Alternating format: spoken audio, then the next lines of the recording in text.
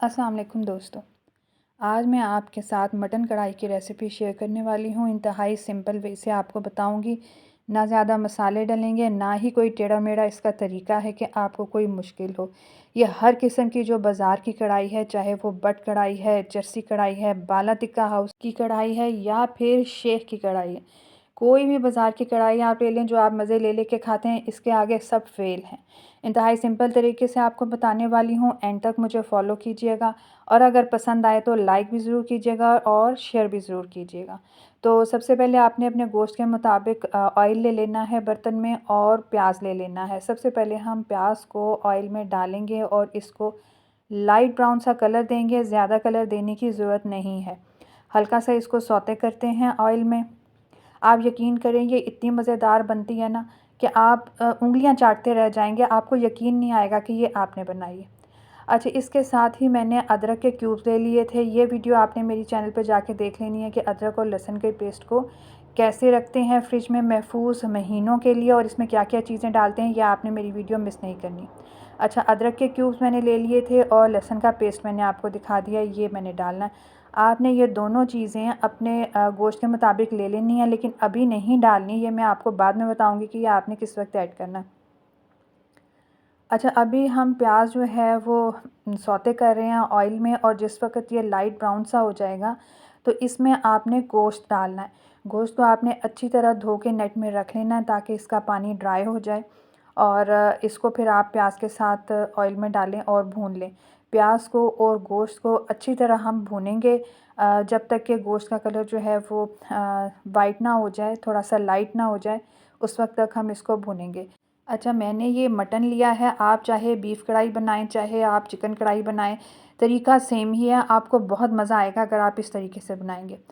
अच्छा, जिस वक़्त गोश्त का कलर भी चेंज हो गया था तो मैंने अब उसमें लहसुन का पेस्ट ऐड किया है। आपने लहसुन को पेस्ट फॉर्म में ही लेना है, प्याज को आपने इसी तरह ब्राउन करना है और उसके साथ आपने गोश्त को भून लेना है और जिस वक़्त गोश्त का कलर चेंज हो जाए तो फिर आपने लहसुन ऐड करना है। जिस तरह मैं मसाले डाल रही हूँ, आपने सेम उसी वे से सारे मसाले डालने हैं।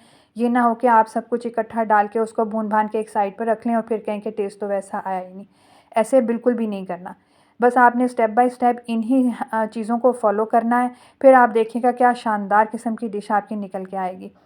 अच्छा, अब मैंने इसमें अदरक के क्यूब्स भी डाल दिए हैं, यानी पहले प्याज ब्राउन किया, फिर उसमें चिकन डाल के उसको रोस्ट किया, फिर उसमें लहसुन डाला और अब उसमें अदरक डाल दिया। अब इन सारी चीज़ों को हम इकट्ठा भूनेंगे।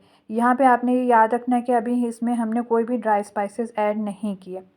अच्छा, मैंने ले लिए हैं टमाटर। जिस वक़्त लहसुन और अदरक भी गोश्त के साथ भुना जाएगा और गोश्त पानी छोड़ देगा, तो फिर इसमें हम टमाटर ऐड करेंगे। टमाटर आपने निस्बतन ज़्यादा लेने हैं क्योंकि ग्रेवी जो है इसमें हम टमाटर की बनाएंगे। जो प्याज जो है वो तो अब गोश्त के साथ मिक्स हो गया ना, उसका तो मसाला बन गया, लेकिन जो सही वाली जो ग्रेवी है वो टमाटर से निकल के आएगी। अच्छा, ये सालन मैं कुकर में बना रही हूँ और कुकर मैंने मटन को तकरीबन 10 एक मिनट के लिए लगाया था और उसके बाद मैंने इसको एक पतीली में उल्टा लिया था, सालन को शिफ्ट कर लिया था। उसके बाद इसमें मैंने मसाले डालने हैं नमक और मिर्च के। अच्छा, पतीली में जो है वो सालन बन रहा है, तैयार हो रहा है, कुकर मैंने ख़ाली कर दिया था और इसमें अब मैं सिर्फ नमक और मिर्च ऐड कर रही हूँ। कोई और मसाला आपने नहीं ऐड करना सिवाय नमक और मिर्च के। बाकी सारे जो फ्रेश मसाले थे वो हमने ऐड कर दिए थे।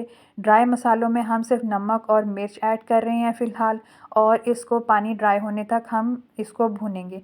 जब पानी ड्राई होगा तो फिर आपने देखना है कि मैं इसमें क्या डालूँगी कि एक जादू सा हो जाएगा। तो अब ये देखें पानी काफ़ी हद तक खुश्क हो गया है, मसाला जो है वो तकरीबन तैयार होने वाला है। ऑयल आपने साथ-साथ चेक करते जाना है, अगर आपको ज़रूरत लगे तो ऑयल साथ-साथ आपने और डालना है। अच्छा, ये देखिए मसाला अब हमारा बिल्कुल तैयार है। अब इसमें मज़ीद हमें कुछ भी पानी-शानी बिल्कुल ऐड करने की ज़रूरत नहीं है। अगर आपकी मर्ज़ी हो तो ग्रेवी के मुताबिक आप अपनी मर्ज़ी से पानी ऐड कर सकते हैं, बट मैं पानी ऐड नहीं करूँगी। अच्छी तरह मैंने सालन को भून लिया है, गोश्त भी गल गया है, ऑयल भी ऊपर आ गया है और मटन मसाला इस वक्त बिल्कुल तैयार है। मैंने ड्राई स्पाइसेस में सिर्फ नमक और मिर्च डाला था और अब मैं इसमें टेस्ट के लिए जो डालूँगी वो आपने नोट कर लेना है। ادرک اور لہسن کی بڑی زبردست سی خوشبو آ رہی تھی اس میں سے، آپ یقین کریں بہت ہی مجھے مزہ آ رہا تھا، پکانے کا بھی بہت لطف آ رہا تھا۔ اب میں نے اس میں کالی مرچ ایڈ کی ہے۔ اب کالی مرچ کا جو ٹیسٹ لہسن اور ادرک کے ساتھ اس مسالے میں سے نکلے گا، واہ اس کی تو کیا ہی بات ہے۔ آپ مجھے دعائیں دیں گے، آپ مجھے یاد کریں گے کہ کسی نے ہمیں یہ ریسیپی دی تھی۔ اور اب سالن میں میں ڈالوں گی ہری مرچ اور ہرا دھنیا۔ وہ شکل سالن کی نکل کے آئے گی نا کہ جو کوئی بھی دیکھے گا اس کے منہ میں پانی آ جائے گا۔ اچھا، یہ مٹن مسالے کی کڑھائی جو تھی وہ میں نے ایک دعوت کے لیے بنائی تھی، سرونگ تو میں آپ کے ساتھ شیئر نہیں کر سکی اس کی، پر یہ میتھڈ پورا میں نے آپ کے ساتھ شیئر کر دیا ہے۔ ویڈیو کو لائک ضرور کیجیے گا، مجھے سپورٹ کرنا بالکل نہ بھولیے گا، اپنا بہت سا خیال رکھیے گا اور مجھے فیڈ بیک ضرور دیجیے گا کہ جب آپ بھی اس کو ٹرائی کریں آپ کو یہ کیسا لگا۔ امید ہے آپ کو ضرور پسند آئے گا۔ ملتے ہیں کسی اور نیکسٹ ویڈیو میں، اپنا بہت سا خیال رکھیے گا۔ اللہ حافظ۔